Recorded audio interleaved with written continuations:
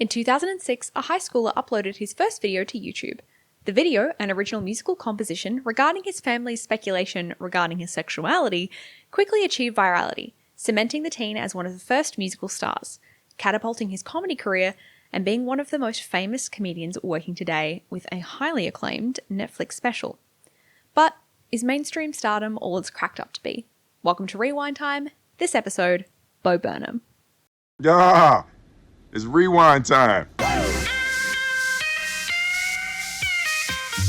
Welcome to Rewind Time, a YouTube history podcast where we examine a noteworthy YouTuber, their channel, and the videos that made them part of YouTube history. I'm here with Lucy Livin. Hi. A YouTuber herself. Oh my gosh, don't out me like And that. They don't need to know. Max, myself, someone who has not seen much YouTube. Lucy, how you going? Yeah, party rock. It's Party a little, rock. It's a little chilly. It's Yeah, a a bit little gloomy. little gloomy. We've popped a lamp on, so now we're kind of dimly cast in the light of a Kmart lamp. Very romantic, very atmospheric. How are you We feeling? stand Anko. We stand. Thank you. Shout out to Anko. How are you feeling? I'm doing well. I Yeah? had it was a big long weekend here, so I really fulfilled like the hetero role in the relationship by going to Bunnings and doing DIY around our rented house. So shout out to our landlord. Yeah. I bet he appreciates that. And I fulfilled my part of the hetero gender roles in our relationship by doing lots of cooking and baking. Truly, we really said, don't worry, the straights are safe. We said we uphold straight norms. Good job, us. This week we are talking about Bo Burnham. Did you know about Bo Burnham prior to this week's episode? Yes, I did. Okay. I think we all foresaw that. Well, But what is that supposed to mean? you just have a type. I have a type. Yeah. I mean, are we going to address it straight up that he kind of looks like you? I mean, are you? Oh, I don't think that's the case, no. You're a white guy. He's a white guy. You both are funny. You both have yeah. read maybe two Okay. books. No? But he is also 6'5", Oh. and has I would say distinctly German, appearance. That's not why I like him. No, okay. But I appreciate you pointing that out in contrast to yourself, assumedly, who is not 6'5". But These guys don't know. They've never seen me they've stand never up. seen you standing up. Yeah. So true, so true. Were you aware of Bo Burnham before this week's pod? Hang on. I need to know, What? did you watch his videos growing up? Did you learn? I can't actually pinpoint when I learnt about Bo Burnham. I mean, okay, obviously I've seen Inside, which I think a lot of people have seen. Obviously iconic COVID watching. But prior to that, I was on tumblr.com. So I think at some point I was made aware of Bo Burnham through Tumblr. Obviously also what this podcast is. I'm a YouTube girly, but I think it was Tumblr where I kind of found out about him. Probably similar to John Green. It was a Tumblr origin, which then White led Boy me... of the Month. He was White Boy of the Month on Tumblr at some point. White, sweet, sensitive Boy of the Month. Yes. And then I was looking, as we were doing the watch through, I was like, I think I've seen all of his comedy specials. I think I've seen What? I think I've seen Make Happy. Yeah. So I've known about Bo for quite a long time. And now I'll do the lead in. Were you aware of Bo Burnham before this week? I was, Okay, which is wow. different for us. But I actually had no idea he was a YouTuber. So when you were like, let's do Bo Burnham, I was like, how are we going to, You're like, what a cop-out. It'd be You like, just wanna watch Bo Burnham we're going to videos. do Jerry Seinfeld. And I'd be like, his YouTube history. But Yeah. so I knew about Bo Burnham, I presume, through you. Yeah. Yeah, I imagine you showed me his videos. But we have seen 8th grade. Do you remember when we watched it? It was on a bus in Mexico, Yes. right? It was a dubbed but no audio version of 8th grade that was shown on a coach that we took in Mexico, and it was presented with Spanish subtitles as well. So we truly did not know what was going on. But Well, I mean, we did. the mark of a great film is that you can watch it with the sound off and know what's going on. Yeah, just like TikToks. Yes. Yes. I think that's the captions that people put in large font. But, Hey, that's why I do it. but yeah, so I've seen 8th grade. I rated it on Letterboxd based off that. Did you? No, I didn't. Oh, I thought you watched it prior to or separate to that. No. Oh, okay. We both watched it on a bus. And you've seen Promising Young Woman? Yes, I have. Yes. Yeah, but this is all like later career stuff. Had Yeah. you seen any earlier, Bo, or is it just through me? I had only seen properly Inside, the special you referenced before. Okay. But your first introduction to Bo was 8th grade.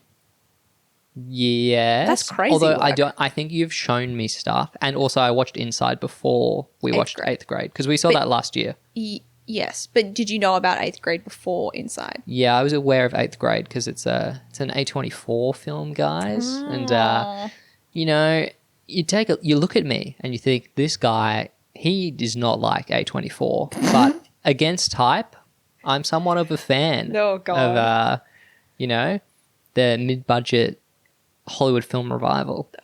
Anyway, Pain. let's move on. So, crazy. Bo Burnham, a YouTuber. Who would have thought? Yeah. And his YouTube videos, it makes sense that this man would go on to create the comedy specials that he would later do because we see a lot of the hallmarks of his work in his literal first video, which is called My Whole Family, which he uploaded in 2006. One of the earlier YouTubers we've seen in this pod, I think. Yep. Like a lot of the people we've been covering kind of really start in like 2007, 2008, but 2006 that's pretty, he was on it.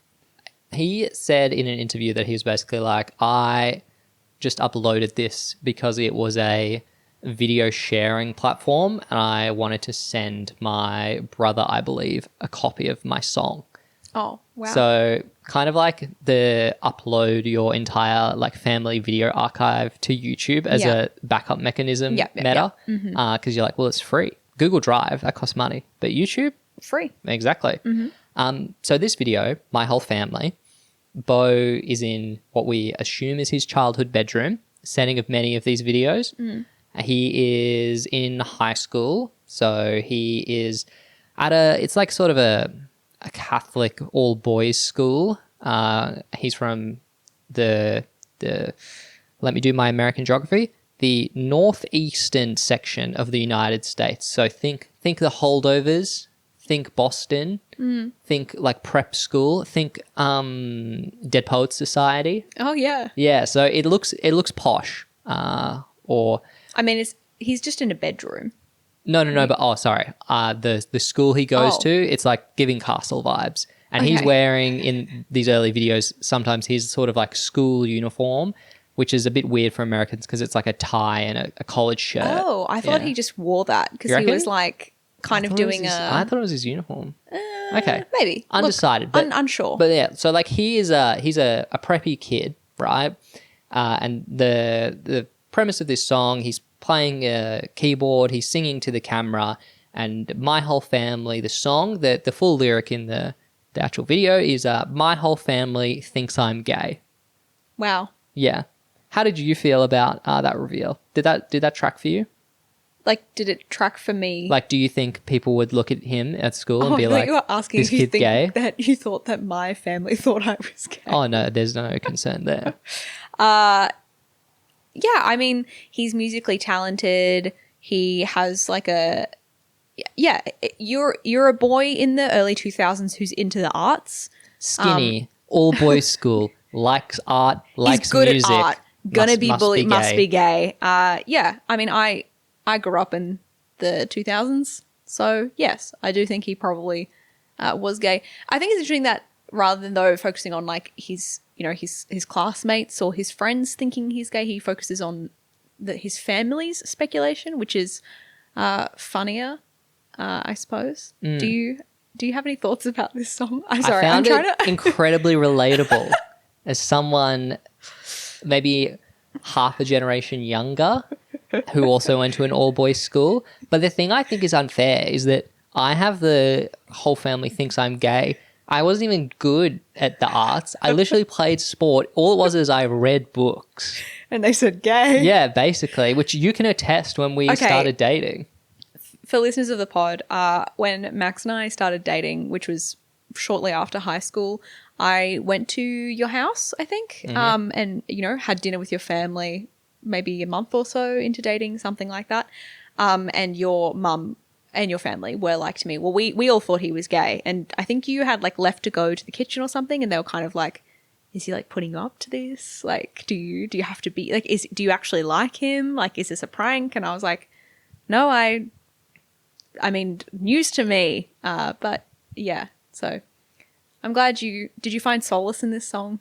Yeah, of course. Yeah. Like, every line you're like, me IRL. That's yeah. like the most important part of YouTube, is that you watch the person do something and you, in yourself, you feel the me IRL feeling. Wow. Because it like bonds you to the creator personally. Yeah. You know? So you feel an immediate connection to Bo from this video. Yes. Okay, great. Also, there's so much from this first video, which got 12 million views. Crazy. So viral Crazy hit. work.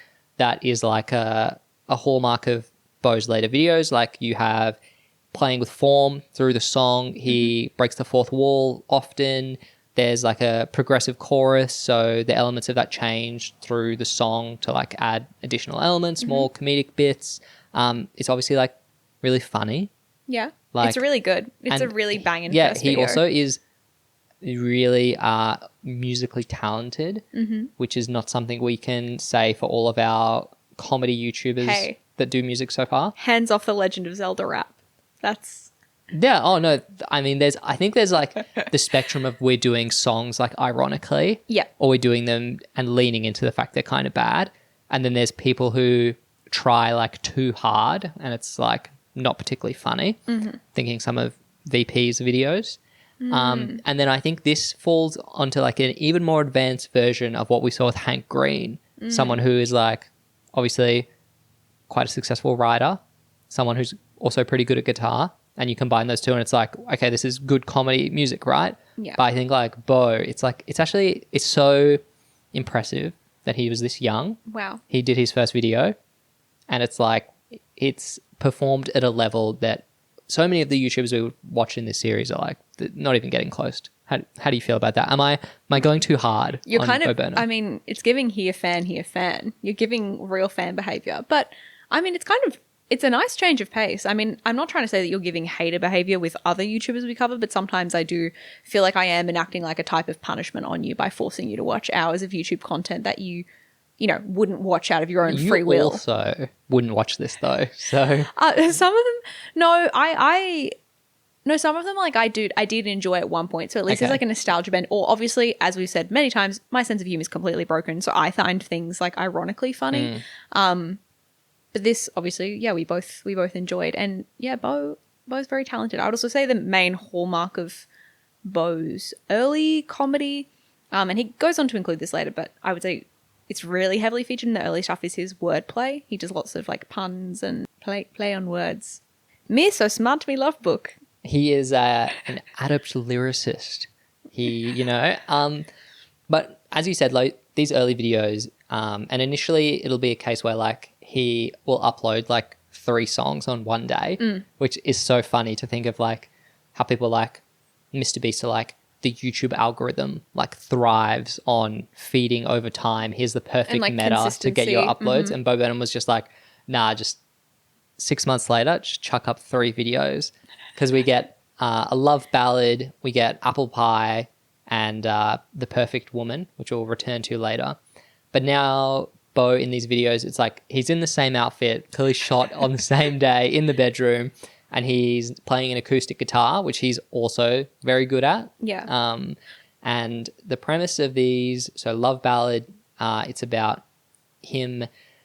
Initially, it's like what seems to be like a sincere love song, but the reveal is that he's actually dating an incredibly old woman, and the final sting is that the old woman dies, and the granddaughter is there mourning, and Bo is like, wow, she's so hot, and she's also 3 years old.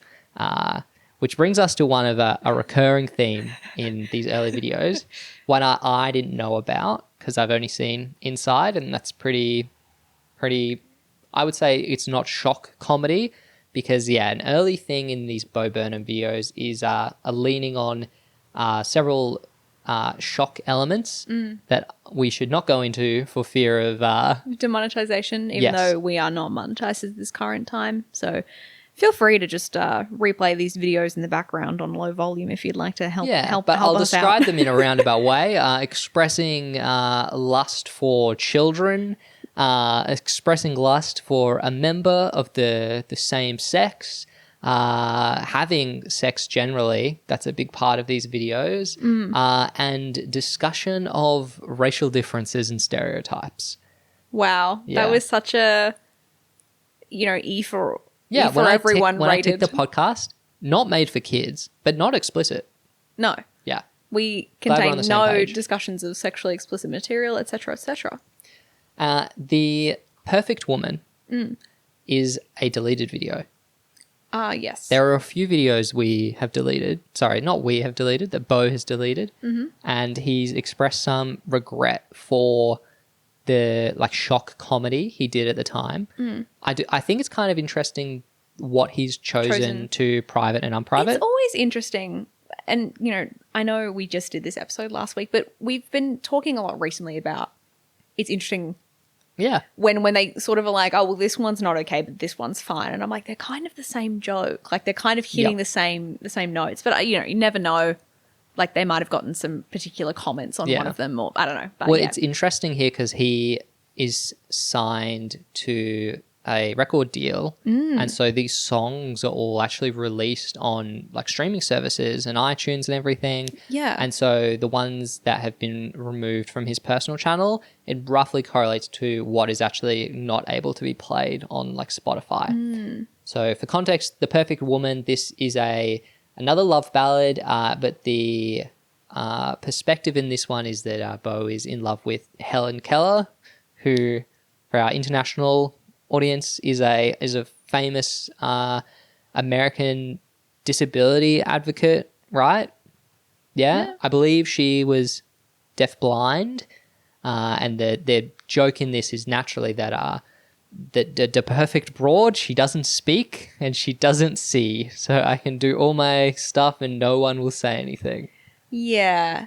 It's it is the joke of a teenage boy.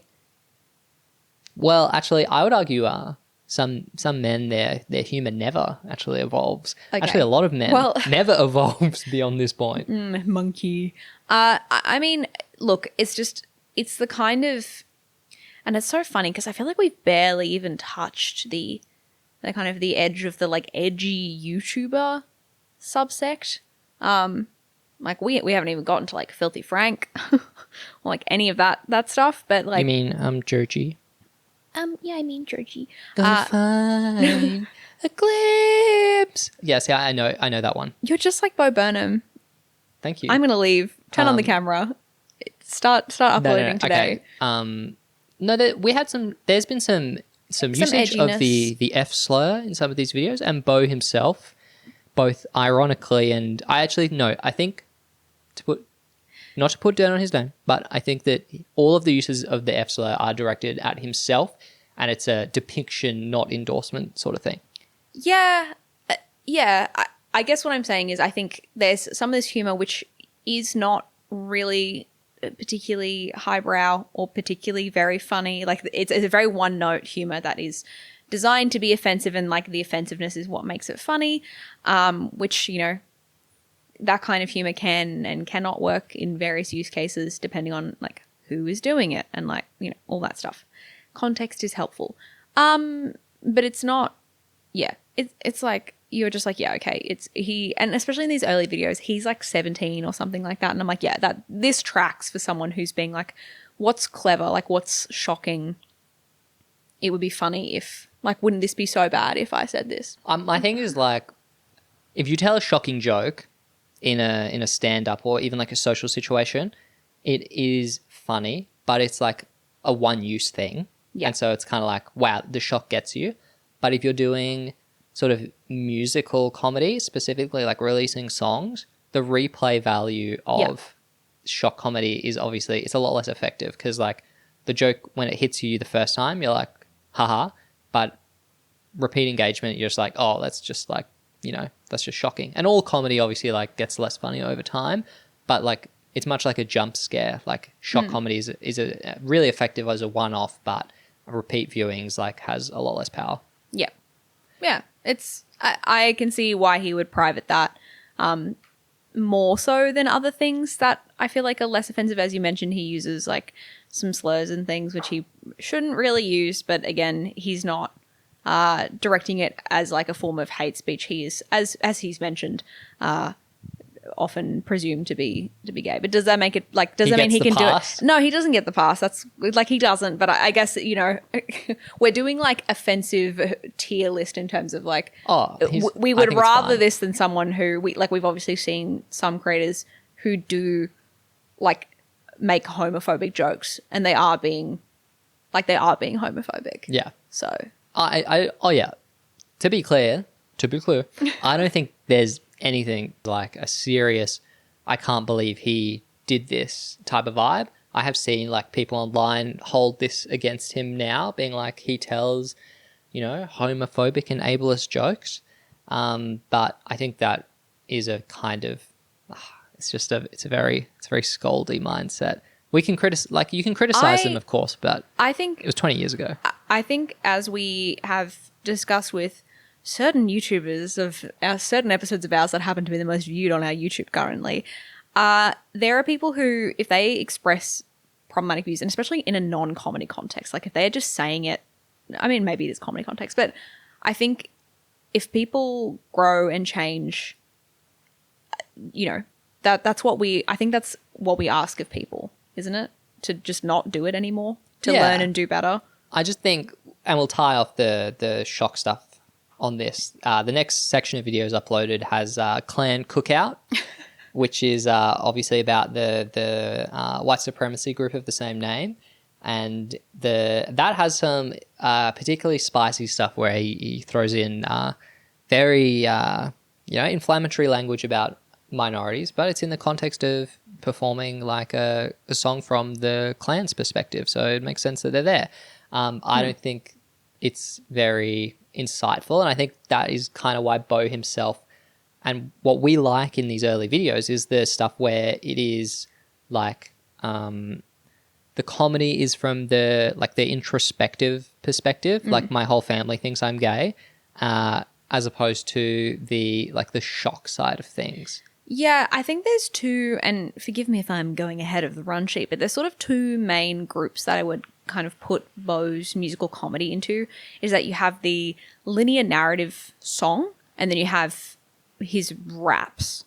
And I would say we largely prefer the linear narrative type songs that are more like musical theater-y, if you can say anything like that, as opposed to the raps, which, by the way, when we're saying this, they're not bad. They're just like, okay, and I'll just speak for myself. They're less for me because they are more about doing like shock value with wordplay and jokes, and that you have a lot of those jokes which we've just discussed, where he's relying on saying things that are like misogynistic or racist or like whatever else. But it's like in the context of doing like clever wordplay, which it is clever wordplay, I guess, but it's just like, does that make for an enjoyable experience as an audience member? Like you are impressed by him. Like you're like, wow, he really put those thoughts together. Like obviously it's impressive, but I think, yeah, in terms of repeat listens and like lasting staying power for songs I would go back to, it's the ones that do have that linear narrative. Do you feel like I summed that up? I think that there is and you brought it up, the rapping. There is around this time, of course, a very popular Lonely Island releasing music, and there is a real cultural desire for the fly white guy rapping. And I think Bo is just a product of that. But I agree that the rap stuff doesn't work as well as the more musical comedy ditty skit style stuff. I think that it's just there's always going to be a large sort of mountain to climb when you're a white guy doing rap music that is making or parodying rap music, which is like obviously a very a genre that is basically fundamentally like African American, right? Yeah. Like there's sensitivities there that there are not when you're doing your own version of like, any like Steve Martin, Yeah. No, for sure. And actually it's funny you mentioned the Lonely Island, because I feel like calling back to that episode we did, we also liked when the songs where Andy was not doing rapping more also. Yeah. Yeah.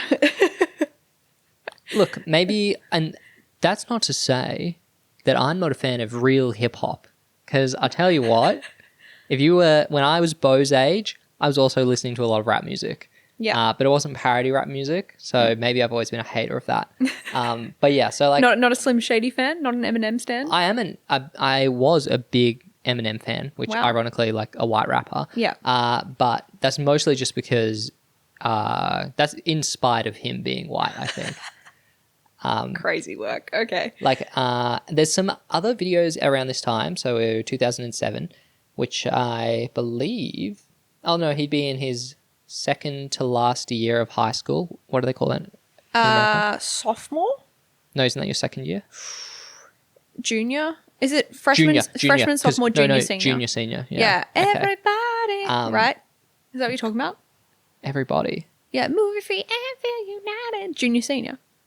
No, I don't know. What No, what are you when talking you when you do Sing Star Yeah, and it's a 2-part song yeah. and one's junior and one's senior. I've never heard of that. And I've done junior's duets. everybody, and senior's like, don't stop I didn't the know beat. they named them. I Well, thought it was just two different colors on the line. no, yeah, but in the actual song, Everybody Move Your Feet, it's junior and senior, other names Oh, of the people. okay. Wow, Someone- you learn something new every day. That's what being a gamer does. That's the gamer mindset. Thank you for that. SingStar fans rise up. As I was saying, Bo does a day in the life that is sort of a mockumentary take on the day of the life, but it is him just filming, going around his house. I did make a note where I just said it looks like he's aging in reverse. Like he looks younger than when he started the channel. I think it's because he has like a schoolboy haircut. But he basically runs around with his school uniform on and tells a bunch of jokes. And it's like a sort of a precursor to like, obviously he would go on to be a stand-up. And I think you see here, and you also see this in a PSA video he did after this, which is like a take on DARE anti-drug campaigns. Like you get a sense of his comedic timing, his ability to tell jokes. Outside of the musical Yeah. comedy. How do you feel about the non-musical videos that he put out early days? Yeah, I mean, I think they're a mix. Some hits, some misses. I'm never going to be like he's a child in these. I'm not going to be particularly harsh or critical of like, but he's just trying stuff out. Yeah. At this point, I think we all have to contextually remember that Bo is like one of the first early viral YouTube stars, and he is a child. Like he's in high school. So I think it's not, you're kind of throwing stuff at the wall and seeing what sticks in what is still largely like a new platform, a new medium. I don't know. Yeah. Important to note that he is not someone who, once they had a viral hit, became incredibly prolific. Like he's just a kid going to school and he releases a set of videos like every 4 or 5 months or so. Yeah, he's not, for these he doesn't years. seem to be, and again, there could be some missing that we're not seeing, but overall, he's not a frequent uploader. No. He is utilizing, and we'll see kind of this come back later, but he's utilizing YouTube in the real world as, a mechanism to make his dreams come true IRL, as opposed to like going all in on YouTube, which to be fair, again, this is like 2007, the concept of a YouTube star, and I don't even think like he wouldn't have been getting paid for any of this at this point. Partner No. program didn't exist yet. So I think he would have signed his record deal Okay. based on the success Yeah. because a lot of these songs would go on to be the songs on his first album. Yeah. And that's basically what the channel is like used to promote at this point. Like each of the different uploads until, actually through 2008 are him doing new songs that will eventually be on that first album. So you have Bo for Show, which is like a very sexual rap song, which I think part of the shock is obviously like, wow, he's a child talking about these things. Okay. I mean, yeah, he's a 17-year-old boy. He obviously thinks it's cool. I probably think, I don't know, did you think it We was... would rap like this in high school, so yes. Yeah, I was going to say, did you I didn't you go think- online and watch did you think- videos of people rapping about this. No, but I was about to say, I'm like, you when you were 17, you're probably like, wow, having sex would be so cool. I remember distinctly in a freestyle rap circle, What? a friend of mine who you've met delivered the stanza. I eat beep for breakfast. I eat beep on toast. And I still think about that now. It's just very funny. I did not know about that. This is boys. This is locker room talk. This is boys talk. Like you grew up I know. being friends with this type of person, so you're familiar with the language. 17-year-old boy. Yeah, I knew some. No, yeah. but it's like private. It's like private. Well, in Australia, it's like a fee-paying, selective, exclusive school. Like it breeds a type of language, and is that misogynistic? Yes. Yeah, Can it be funny? Depends. I mean, I think enthusiasm for pleasing your female partner is always excellent. And we always encourage that. I don't think they were really thinking that at the time, though, nor do I think they were actually particularly interested in doing that. But sure, like yeah, and I don't think like this isn't like frat rap. Like I really want to be clear that we are not being like, wow, this is like so distasteful because it's sexual. It's more just a comment on the fact that the sexual explicitness is like part of the comedy. It's like fundamental to it. Yeah, I think maybe it's worth mentioning, and maybe apologies if this is like a bit of a sidestep, but like I am not anti teenagers who are of a certain age like discussing or being depicted as being sexual beings, because I think that's like actually true to life. Like I am not part of the Gen Z moral panic who are like Euphoria should be taken off screens. Me in the TikTok comments of all the where they cut up the movie clip for like 1 minute increments, going to the Sydney Sweeney nude scene and being like, I can't believe the movie's like this. It is funny how like, yeah, you have those like teens who moralize, and it's like the horseshoe with like 80-year-old people, where they're like, it's odd. Media today. Yeah, it is. And it's also crazy because like the internet obviously is largely uncensored. So you think people, and I think millennials especially, probably most affected by this, have a very blasé approach to sex and stuff and violence in all media because they're desensitized. But it's sort of come around where like iPad kids are like, this is bad.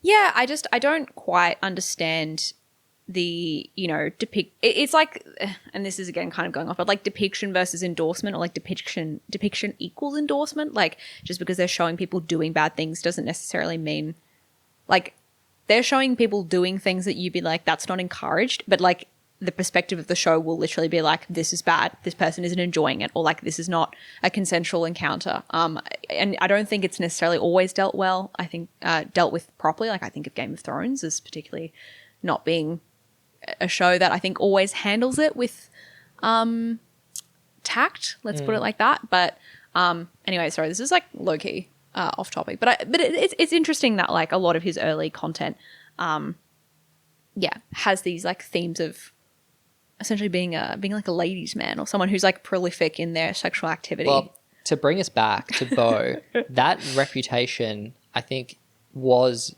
true to the time, because when we see him at YouTube Live, our favorite live event from the 2000s, need to never find repeated. a version of YouTube Live. I feel like we could do an entire episode on YouTube Live. Because what do you mean Katy Perry hosted? We get more footage of Katy Perry, our host, and Bo Burnham was there, and she cues him into performing a song on the piano in a manner where it's almost like she expresses, and of course it's, she's in character. Yeah, it's as tongue Katy in Perry. cheek. Yep. She is also someone who's like overtly sexual especially in her early kind of pop girly way, California Girls but sort of vibe. Did seem like she was suggesting she was interested in a teenager. I mean, the literal joke she makes is that she's like, oh, like he's naughty. Yeah. And he's 18. Like, thank God he's 18. It's Bo Burnham. Awooga. Awooga. And we were like, yeah. Yeah. On it, like, funny. I actually think the coolest part about this is that she kind of like makes this, and Bo just like does not acknowledge her at all. Yeah. He just like completely blanks her. Would not fly now, but no. for the 2000s. How old was Katy Perry at that time though? I mean, 20 something. Is there a way for it to be okay? I don't know. I don't think as a public figure you can celebrate 18th birthday milestones without seeming like incredibly like the Daily Mail page 3 counting down till the swimsuit model is naked stuff. Let's not. Okay, Katy Perry introduces him and Bo does a song and it is obviously referring to a bunch of YouTube cultural references. There's a few that I know, like Chocolate Rain. Wow. Fred, he does the Fred voice, which tickled me as a fan of Fred. And he also says how Obama won the election because of YouTube, which is somewhat related to Obama Girl, who we spoke about in Key of Awesome, And then he like undercuts that by saying it was actually because of the black vote. But I think most notably is that he refers to the gathering or the event as the Prop 8 victory party. And this is like very like niche California politics, but Prop 8 was I think a ballot measure where they wanted to ban same-sex marriage.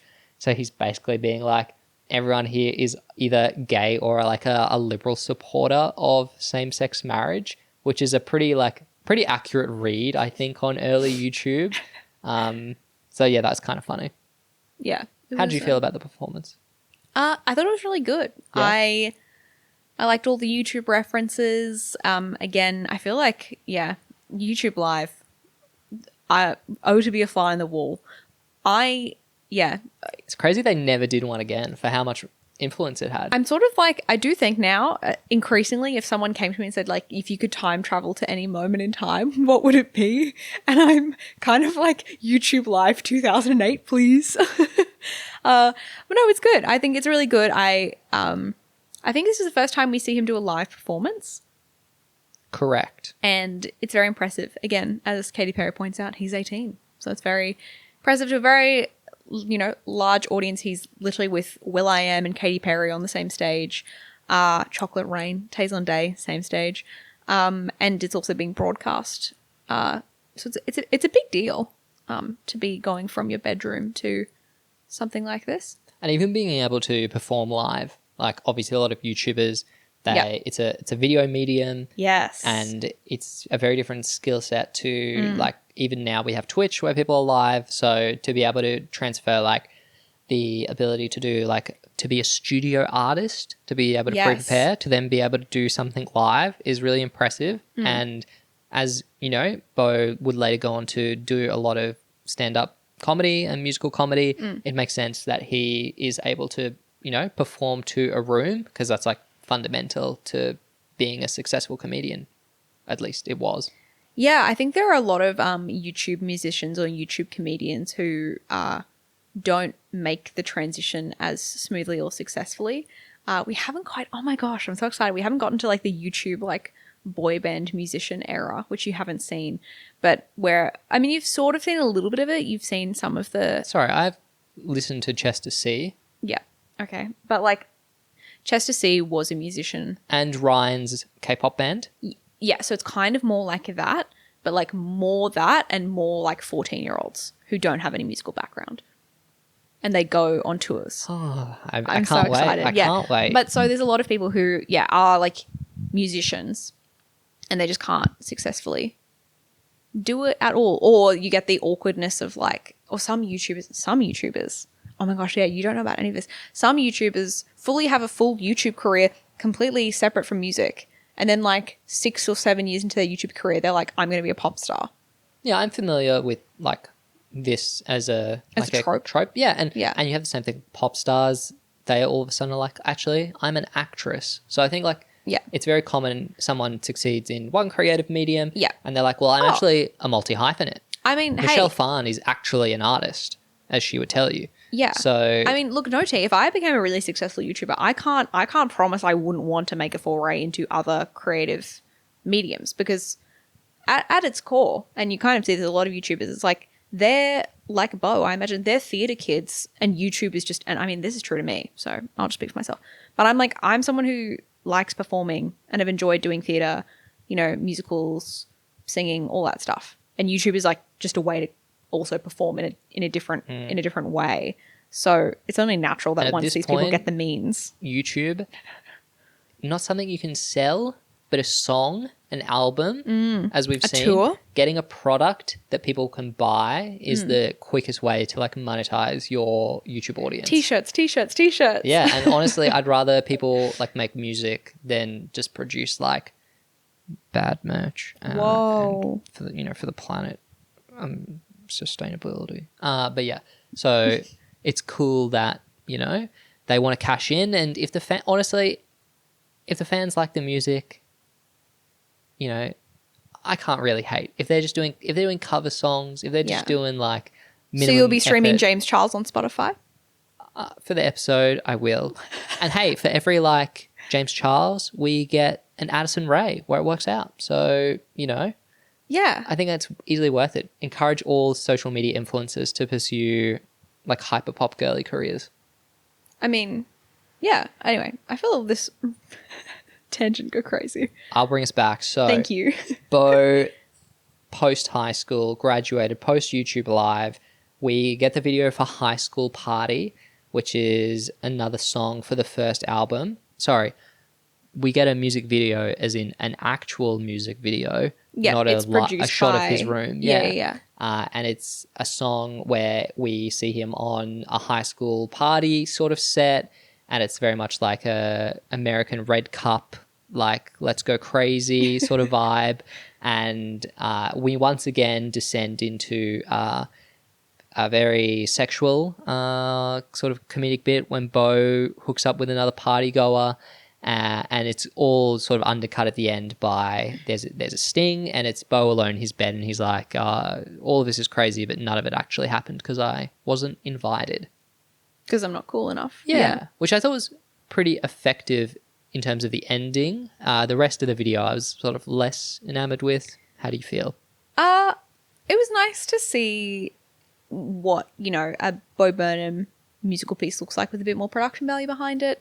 I think he plays to the camera very well. Like it, he often in his own videos where he's like just taping them on his own, just, broadcasting himself as per YouTube slogan.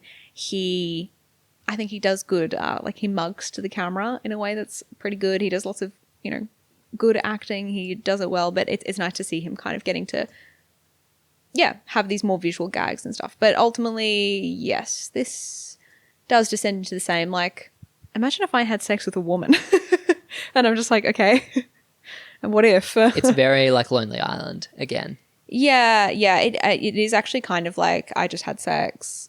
Yeah. It's actually very much like that, just talking about like what the mechanisms of sex might be, and he's making jokes about his lack of experience, or that he's like, I've studied really hard for this moment kind of thing, which is, I guess it's I prefer this than like girls are bitches. I prefer the like, I respect women and I want to be really good at pleasing her in the bedroom. I think that's like more endearing.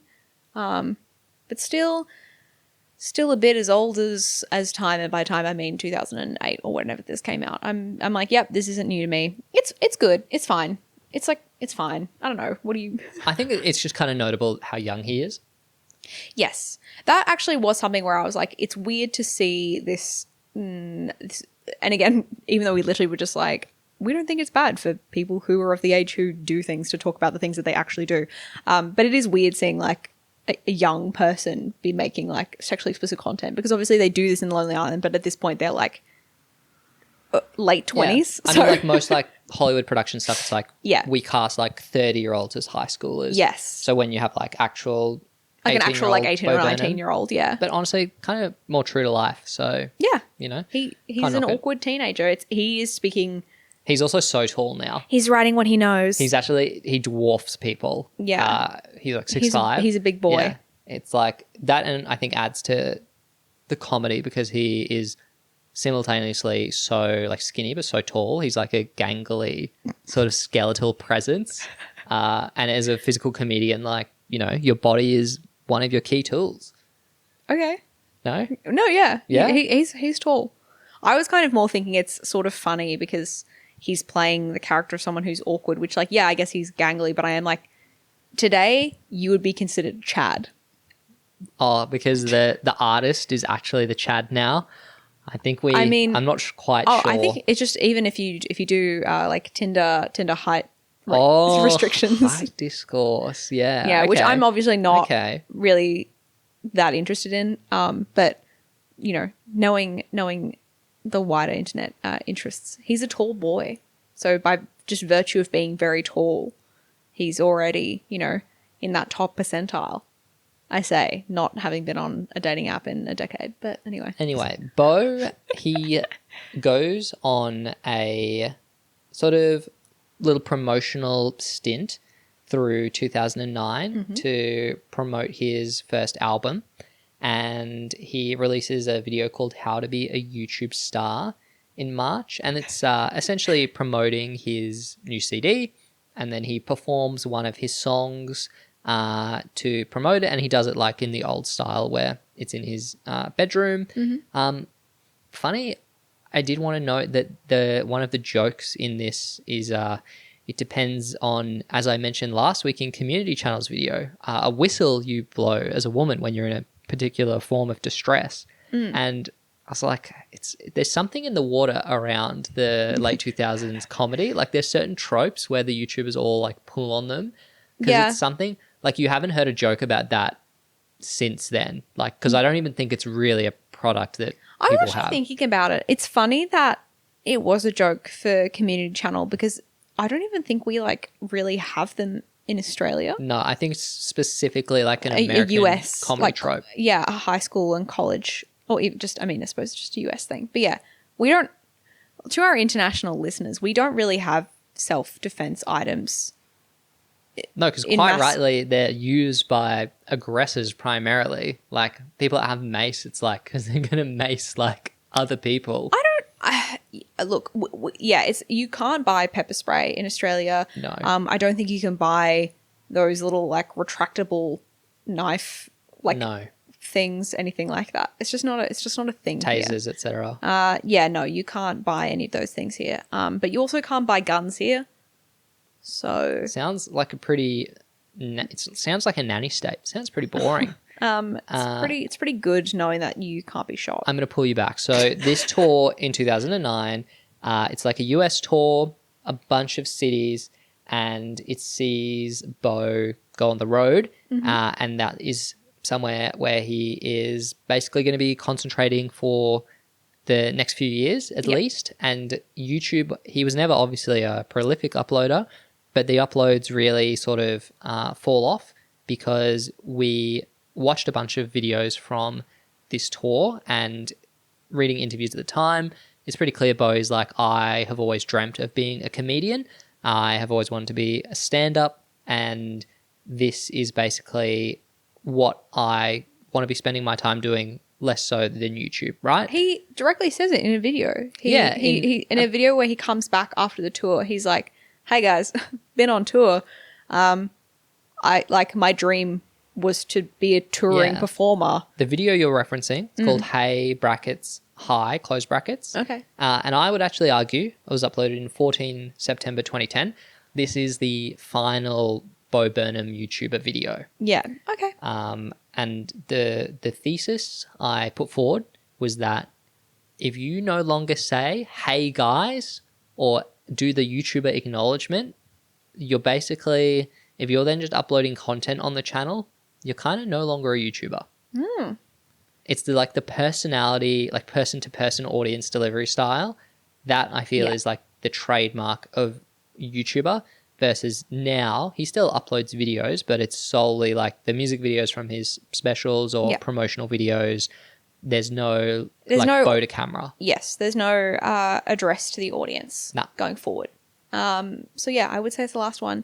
And I actually think this is, we have seen some YouTubers, but we will see some other YouTubers who do, I would say probably, I guess, does Bo consider himself a YouTuber? No. I'm not sure if he does. Yeah, right. But there are some people we will cover, and you won't know these names, but I'll just say them. Lily Singh, Liza Koshy are ones that kind of come to mind. We've had a lot of kind of think pieces done about them, and I have mixed feelings about those think pieces that being like the girlies. But there are some YouTubers who basically are YouTubers for years and kind of rise to prominence, and then they're basically just like, I'm going to mainstream media. See you guys. Never liked being a YouTuber anyway. Which, you know, I think, you know, whether or not you agree with them following their dreams or whether you knew that or not, I think to some of their audiences, they become a bit disenfranchised or upset because they're like, well, we were here for you the whole time. We've seen this with some YouTubers before where they express like a bit of dissatisfaction or like, I don't want to say ungrateful because I don't think that's necessarily fair, but there is a sort of sense of like... They think they're above YouTube. Or they feel like they're held hostage by YouTube or YouTube's like holding them back in some sense. You know, you kind of see those, I want to make these types of videos, but you guys don't like them. You guys just like when I make these other videos that I don't like making. And it's like, well, you know, it's a cage of your own design. Of the inverse of that, though, there is like a tribalism where some creators are like, oh, I'm so proud to be a YouTuber. Which to me, I'm a bit like, you're kind of standing your employer. Like, I wouldn't go that far. I don't know. I feel like... Say you're a content creator, mate. I feel like there is... No, but there's a sort of a Google sense doesn't of community. need your community, bro. Okay, but I think if you grow up on YouTube, especially with some of these early YouTubers, like YouTube was more of a community than I think now where we see it more of like a platform. But I think there was a period of time where it was a community. In hindsight, I'm more referring to in the present day people being like this. I say I'm a YouTuber. Okay, but that's just descriptive, you know. You don't like denigrate people for thinking they're like bigger than YouTube. It's not like YouTubing isn't something that you like express specific pride in because of the platform, right? I think there's something to... I think, okay, it's not so much the specific platform, but it's because it's a content type that is, I think in terms, I think, okay, there are some people now, and I don't know if I would 100% be one of them because I make short form content as well on other platforms, okay? Shout out Meta, shout out Byte, love you guys. But YouTube has always been kind of like my first priority or like my first love. And making YouTube video, I think there are a lot of short form creators who try and make the journey over to YouTube and they're like, oh, actually this is like kind of difficult. It's a bit harder to make a 20-minute video than it is to make a 1-minute video. And they express that there's difficulty. I've met content creators who have been like, oh my God, YouTube, I tried making a YouTube video and it took me like 30 hours. And I'm like, yeah, kind of is like that, you know? So I think there is a bit of YouTube pride. I'm not like, I don't think it makes you better, but there is like, it's harder to make longer content, I think. But equally, like, I think it's hard to make good short-form content frequently every day. I don't know if I really answered that question. You know what? I'll just take it and run with it. Bo would go on to have success doing longer content. Yes. He's directed films. Yes. He has several specials. And we watched some like camcorder footage from his live shows around this time. Yeah, of the tours because we just wanted to see YouTube era Bo on stage, and naturally he still looks really quite young, but he was young. Like I said, there is an interesting thing where like comedy shows and YouTuber tours, they're kind of targeted at different age groups. So comedy shows often there's alcohol, so they're age gated. YouTuber tours in this era, naturally a lot of YouTubers are kids. So there's a bit of, I think it's an interesting sort of conflict here where like Bo Burnham is someone who has like a very passionate online fan base. And then mostly young women. Yes. And then he's doing shows where his comedy is quite, because it's like musical, it's like something that requires quite intense focus from him to execute it. But you often have like outbursts from young fans or older fans that are misbehaving, and he reacts quite negatively to these interruptions, these hecklers basically. I don't think I knew that this was like key Bo Burnham lore, if you want to call it I know, that. because I looked at it and everyone was like, part of the reason he doesn't perform live now. Well, I don't think we've no, we will, but he doesn't perform live now, and I think primarily due to like suffering from anxiety brought on by live performance. But I'm sure part of that is the ability that he can't control like hecklers basically injecting themselves into his set. And so I was like, I can see all these videos of him being like reacting to hecklers, and it's not really like there is an element of crowd work. Like it's a a thing that people expect from comedians. Some comedians I feel like make their careers and go viral because they handle. Yes, a lot of them do. We don't need to name them, but I don't know who you're referring to. I think there's an elitism in the comedy world where crowd work comedians are seen as like the lowest brow. Like they don't even really tell jokes. They just do reactive work. Yeah, I mean, I think if you base your entire show about just like rocking up and don't have any like set material, then I'd be like, I mean, but it is a skill set. Like it's really popular on TikTok. Oh, like, extremely. Yeah. I guess it's just like roast comedy. I think just being, I mean, yeah, there's like, I guess there's levels to it. Like with any comedy, it's like, are you being clever, or are you just being like rude? Like, are you just, telling people they're rude for interrupting you when, your entire bit is that people interrupt you and you converse with them. Like there's a rewarding, like there's an incentive to do it, which I think we sort of see this start to happen with Bo, maybe. Well, we don't really know. We don't know because people. Some people are heckling. Look, hecklers for many reasons. Some people are drunk. They don't even know that they're being loud and annoying. Some people do it maliciously because they want to like throw the rest of the show off. Like any number of reasons, right? Yeah, sometimes they're fans and they're just being like overly I love you, Bo Burnham types, yeah. Well, I mean, we see this a lot with concerts now. I think of the Lord shushing video.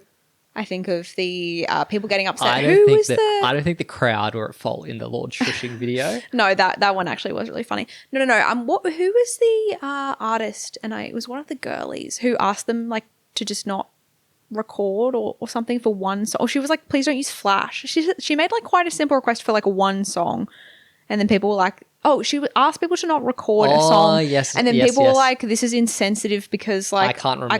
Hang on, I'll find it. Yeah. And I remember just thinking like, she wasn't even being like, please don't record any part of the show. I don't think she was just like, can you just not, like, I want this one song to be a moment that we share in person together because I think that's, something powerful about live music. And I'm like, that's endearing.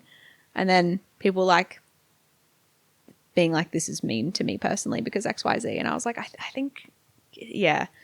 Anyway, Gen Z audience like concert culture is a whole different kettle of fish. But I think you see, there's a mix of between people who are being enthusiastic and who are clearly fans of Bo versus just like your average comedian heckler. Like you have people who are going to the show because they know who Bo is and they love him, and then you probably have people going like, oh, we'll go see a comedy show. This guy's meant to be good. Don't know anything about it. Well, one of the people in the former camp, there is a video of him being particularly venomous towards someone in the audience who he is saying is being like loud and disrespectful. And Bo, when he later did a Reddit AMA, shout out to when people did them. Yeah. He is like, I learned after I did this show and went off at this heckler that the person in the crowd was actually my aunt who had been given a ticket by my mum and was just drunk. So that's kind of like when you can't see who the audience is and you're just shooting from the hip like this, the risk of friendly fire. Yeah, but I mean, like, that's the thing. If someone is like repeatedly, if someone's like really inebriated and they're just, they think they're being funny or they're having a good time, I'm always just like, please don't, like, no crowd interaction like that, especially if they're not asking for it. But I personally hate. Yeah, not a fan of hecklers. Being expected to do crowd interaction or doing crowd interaction. But I think it's more culturally.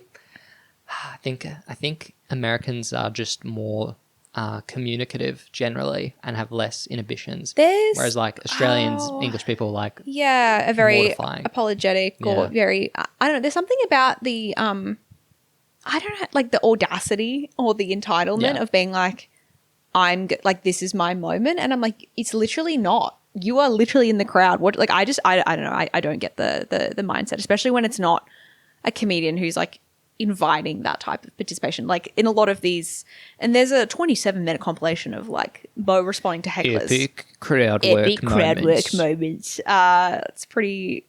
Yeah, there's a lot of occasions, and you can imagine there would have been many more that weren't kept on, caught on camera. Of Bo responding to hecklers, and some of them are like in response to things he's saying. So you're like, okay, again, I'm not like endorsing hecklers, but at least I can be like, okay, they're like drunk and they're responding to something he said, being like, who would be this kind of person anyway? And someone's being like, me. And you're like, yeah, okay, fine. But then sometimes it's him, moving between numbers, moving from the microphone over to his piano and, doing a transition joke, and they're then like interrupting his flow. And I do think that is really, really rude. But I do wonder, and if there is like an element to when you continually acknowledge and like kind of put a spotlight on people who are, because some of these, and okay, maybe I'm being too generous here, but some of them are quite innocuous, like heckles. Yeah, I think a lot of it is people will be like, oh, dealing with hecklers is just part of the job. But Bo's reaction, I think, and reading into it, but it does seem like there is a personal, like a venom to some of these people. Like the way he like screams at them to be quiet. Yeah. I'm conscious that we're really going into the nitty gritty of his not YouTube videos. Yeah. I just think it's, I don't know. I think it's just interesting in terms of, there would be different. There are some comedians who would just be, and we've been at shows where someone's been heckled or responded to someone in the crowd, making a loud remark, maybe out of time with the rest of the audience. And there's a level of just like, you kind of just acknowledge it and move on, or you just ignore them. But it seems like even for the super brief ones, he fully will be like, stop everything, pointing them out. And I'm like, well, I'm going to pull this from one of his interviews because while in stand-up we're saying it's rude to heckle, when you're a YouTuber, anyone could heckle. It's called the comments section. Yeah. And Bo was like, I remember one of the first comments I ever read on one of my videos was simply, and I'll begin the quote, go gadget F slur, end quote, which is an insane but sort of like just, I don't know, that's the internet in 2006. But commenting that on a child's video, like maybe Google were right to make you all use your real name on video comments. Yeah, still doesn't work. Speaking as someone who's looked at their comments section recently, people just be like, yeah, TikTok and Instagram real comments are like perfect examples they are of that. crazy work. Also, I am usually of camp, ignore rude comment, like it doesn't deserve time. But occasionally, I will respond. I had one recently where someone was like, just being like, you didn't put enough blush on, we can't see it. Like, but it was rude. It was with a rude tone. I just said something like, or they said something like I didn't do something, and I was like, I did do it. You just didn't like watch the video properly. And I said something like, oh yeah, like you can see it best here. Also, like, you can just say like please and thank you. Like why are you talking to me like this? And they were literally just like, oh, I'm so sorry. Like I love you. Like like sometimes I'm just like, I don't think, I've said this a few times, but I'm like, people seem to not, there's a real disconnect in terms of like, hey, so this actually like comes to my phone and I see it. And I do think of Bo in these moments where he's expressed that, he's really struggled with anxiety. And I find that a little bit relatable.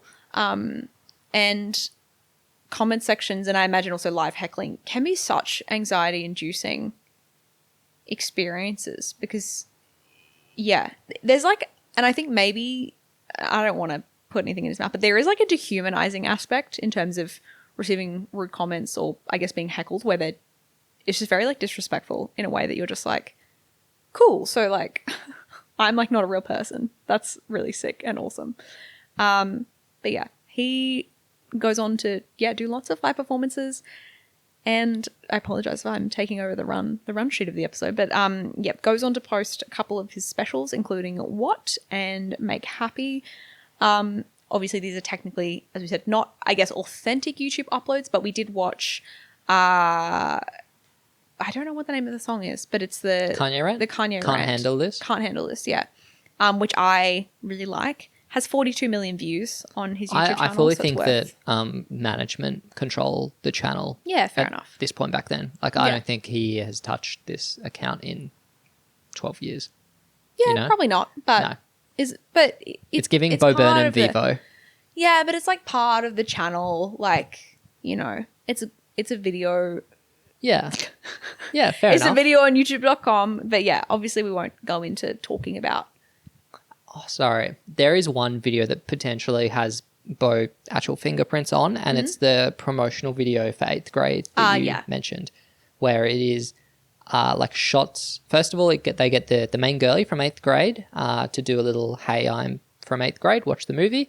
And then they do this like filter effect on shots from the film where it makes them, it's like kaleidoscopic, and it's like trippy. They're all like, like 8th grade via like acid, which is, I'm kind of like, not really sure what the angle of this is.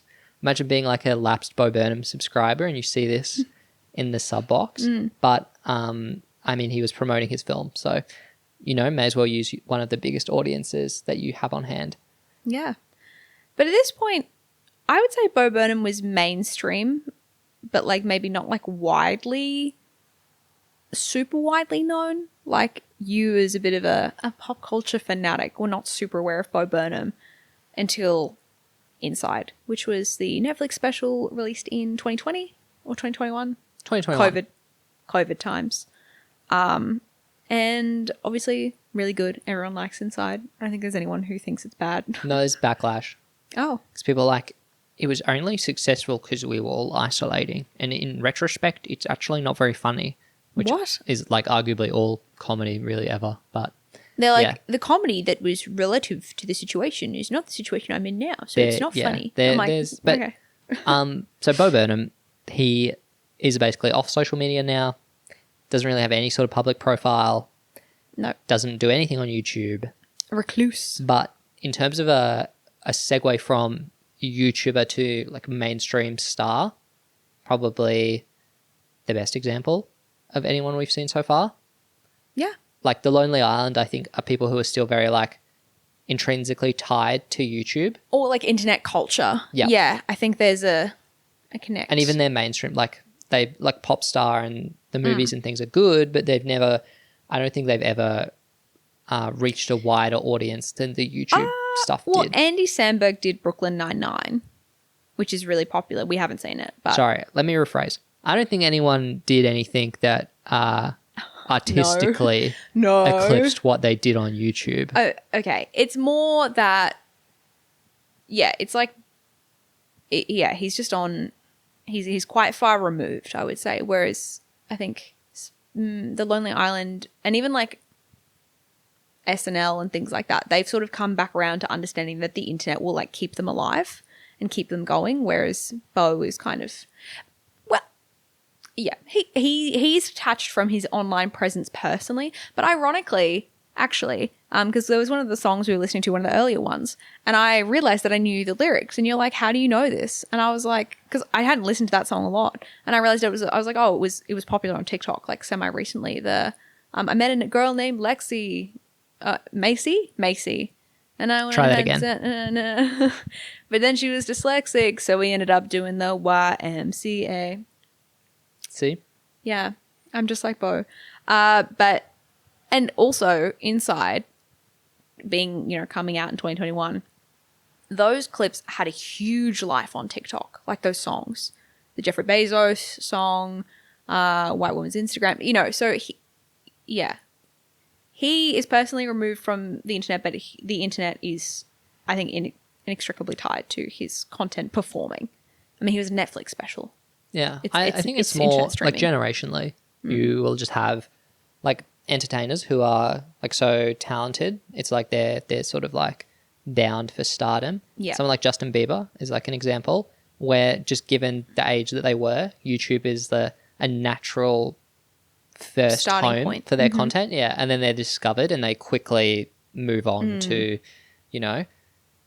what they would think of as bigger and better things. A traditional media career. Although like we have people who do the opposite of that. Not that they don't have mainstream success, but like John Green, as I was shocked by in the episode, you don't expect one of the highest selling authors of all time to just be doing YouTube vlogs uploads.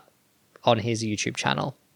Well, what's interesting is I saw recently Ethel Cain, who we have seen live. Ethel Cain Cardigan. She has been uploading YouTube vlogs, including videos just about what perfumes she likes. She just did a video being like... Did it seem genuine or did it seem Brie Larson? No, it seemed like I opened my iMac. Oh, swag. And opened my webcam and was just like, I want to talk about this Cool. to the internet. So Ethel's like fully in her like vlog era, like camera sitting on the, you know, the bedroom floor. Yeah, I Being love like, the girl mode. these are my thing. Yeah. So it's interesting that I think also some people who have achieved mainstream success are kind of coming to the internet to like reinforce that success or bolster their fandom. Chapel Roan was also someone who was just like posting on TikTok a lot until recently. So yeah, interesting that Bo's left the internet behind. We don't know exactly, but definitely He'll be back. He'll be back. Anyway, Bo Burnham. That's it. That's Bo Burnham That's on Bo. YouTube. What's our legacy thoughts? I think like he was at YouTube Live, so he's sort of canonized in that sense. But I think the lack of real like community engagement, like he's always doing very much like I love you guys, I did it because of you, thank you fans. But he never seems to it never feels as sort of hanging out with your bestie one-on-one, which is a vibe that a lot of the early YouTubers really trade off. It almost feels like he's just using his YouTube channel as an avenue to release his music, And like a that's- much more traditional and artist-audience That relationship. is valid. I mean, in the Kanye song, the Kanye inspired one, which I really love. I just think I want to have a daughter so she can put her tiny hand inside the Pringle can. It's just such a it still hits. I really liked it when I first saw it, and I still really like it now. I think it's very cute. But in that, he does express like, I love you, but I hate you, speaking directly to the audience, to his fans, being like, you know, I do all this for you, but I don't really want to care what you think, but I need to care what you think because that's how, like, you know, I'm able to do it. And I think that is like a common artist lament, and I think I don't know. I think it's nice to see him be candid about that. I think it does speak a lot to the interviews he's done about his anxieties and things like that. But in terms of, legacy, you know, OG, edgy musical comedian. You don't know who John Cozart is, do you? No. Yeah, we'll do him at some point. Where's Bo on your YouTube boy crush tier? Ooh. Is he above Andy Samberg? Yes.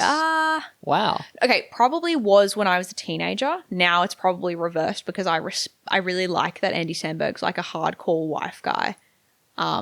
Okay. Like he loves his wife. I don't know. We can't really pull into, I'm talking of the time. Like as a teenager, Yeah. I would have liked Bo Burnham more. Okay. Yeah, So is he just number one? I didn't engage with that many men on the internet. So probably. I mean, I liked Benedict Cumberbatch a lot. But Okay. that's not He's not a YouTuber, but YouTuber I liked. Unfortunately, a lot of the YouTubers I liked, I did like John Cozart. I did like Troye Sivan. I liked Dan and Phil. So we'll take it Bo at number one. That's Bo, nice. probably number one YouTuber who remained straight. Bo Burnham, if you're watching, enter the Lucy Livin Love a Fan contest. Guaranteed number one placement. No. Okay, and that is it. Wait, no. Whoa. What was your favorite video? Oh. Yeah, please. You don't have definitely. one. The first one? Is it All My Family? The first one? The family. Yeah. Yeah. All My Family. Because you're Brackets. Think I'm gay. Yeah. Close brackets. Because you're like me IRL. I just love it like Obama Girl. I love it when a channel has an absolutely banging first video that you can just point to and be like, this is why they're a map. star. This is like, boom, from day dot. Yeah. Okay. Like, you know? Yeah. All right. What about you? Does it really count? Because it's not really a YouTube video. I do like the ending of his special Make Happy. Because I think does that count? No. What? Is this even What do on you mean? YouTube? I want to have a daughter. Oh, you mean the Kanye rant? Yeah. Oh, okay. Can I count? Yeah, look, there are no rules. Otherwise I'd have to like pull up the list. I also like the one you said. Does that? That is more than okay. Who are you, Thank you. subscribing to this week? I am subscribing to Almond Frangipane. Wow. Can you explain what that is for our I non-baking can. inclined? Okay, audience, listen up. Almond frangipane is what you will commonly find, and you'd most be likely to find in your day-to-day life, sandwiched between inside an almond croissant, which is, what gives it the almondness other than the almonds on top. It is ground almonds or almond meal, egg, sugar, butter, all whipped up together, a bit of vanilla. Delicious. And you can have it as is. You can put it on toast and put it under the grill. You can bake it into a tart, which is what I did this weekend. I made an almond frangipane tart with pear. Yum. Did you like it? You It was ate some. delish. Thank you. It was really beautiful. It was a really beautiful tart, and it was delicious, and it was really easy. And I was like, I could be doing this all the time. And this is such a, multi-purpose baking thing. So everyone, I think I got my recipe from Serious Eats. I think that could be it. Could be wrong. But everyone, just learn how to make a good almond frangipane. So multi-purpose. So yummy. Almond. We love almonds in this family. We do love almonds. My subscription this week, and I teased that it will be controversial. You sent even me... before you told me who we were doing this week. And that's why it's actually crazy, because this person has a personal connection to the subject of this week's episode. What? This week, my subscription is Gracie Abrams. Okay. Gracie Abrams, daughter of J.J. Abrams, film director. I knew this was coming. Maker of soft indie pop music in the vein of Taylor Swift and Phoebe Bridgers. Yeah, well, while recycling their collaborators, Jack Antonoff. Well, she was an opener on the Eras tour. Yes, and I have been thinking about getting into Gracie Abrams because I am a fan of the various up a sport. early albums of Taylor Swift, and obviously I am a big fan of Phoebe Bridgers. I'm shocked we didn't bring that up in this episode. That's why I was like, it's crazy that this is my subscription, because it will give us an opportunity to talk about it. Okay. Because for those of you that don't know, Bo Burnham, for the last few years, has been in a relationship with Phoebe Bridgers, another sort of indie pop songwriter, songwriter and performing artist. Singer-songwriter. Singer-songwriter, correct, yeah. Thank you. And Gracie Abrams, her music is so much a product of its influences that it's a bit disconcerting, because prior to Gracie Abrams, prior to dating Bo Burnham, Phoebe Bridgers dated Paul Mescal, who Gracie Abrams is now dating. So it's a bit like if I was someone watching Lucy Livin videos and I was like, I really got to be Lucy Livin, and then I made videos exactly like Lucy Livin, and then I dated me, like Max. I stole your boyfriend and started dating him. Well, It's like very like Skinwalker vibes. It's so weird. do you think Gracie Abrams is single white femaling? There's a thing where on this album, and this is like a classic, like it's really like on the nose, like Taylor Swift leaving clues for her fans. There's a song called, I want to say, Normal Thing, and it's about the perspective of falling in love with someone watching them on the screen. So like it's it's her falling in love with Paul Mescal watching normal people. I mean, right? relatable content for both of us, But right? the thing is, this is exactly what Phoebe Bridgers said when she began her relationship with Paul Mescal. And at that point it was COVID, and I think she flew to Ireland to meet him, which like that is actually crazy. But the fact that it's the same like meet cute, it's like the exact same situation, and she wrote a song about it. All of this is, I'm obviously weighing the gossip here. The album, we're coming out as being fans of the Paul Mescal, Phoebe Bridgers, Bo Burnham, Gracie Abrams, like a love quadrangle, Daisy Edgar Jones. Like we are all across. But this stuff. the actual music, the ballads, all I basically have no interest in, because it's like very perfunctory stuff. But the more up tempo like pop hit songs, which very much like early Taylor Swift coded. You mean ooh, yes, bacon, egg, and they're cheese, actually so good. very catchy. Yeah, and there is a real knack for making TikTok songwriting excerpts. Yes, and if she had a whole album of, she had like her 1989, it would be actually I think very listenable. She also, if she could like move on from like the Jack Antonoff like production school to something a bit more novel, that would be cool. But I really like, I'm not putting her on my like Mount Rushmore of pop girlies, but I sort of get the appeal. Okay. And it's like, you know, it's kind of like I knew this day would don't come. have a new Phoebe Bridgers album. Like Taylor Swift is washed, so there I do Whoa. kind of want like a new singer songwriter pop girly. So You didn't not Chapel? I have listened to the Chapel album and it kind of washed over me. But I need to give it a proper shot. I did listen to Melodrama, the Lord album, immediately after Gracie Abrams, and I was like, oh wow, it's actually, this is what like a banger back-to-back album is like, just to give myself some perspective. But I tentatively, and it's only her second album, so, and she's a massive star now, so I'm bullish on Gracie Abrams. Can you do your best ooh woo woo? No, I'm not doing that. No. It would hurt the audience. No. Cool. That's this week's Anyway. episode of Rewind Time, and we will be back next week with more rewinding with another OG YouTuber, I imagine, from this era. Bye. Bye. Ooh, Bacon, egg, and cheese, so good. Ah, oh, that's hot. That's hot.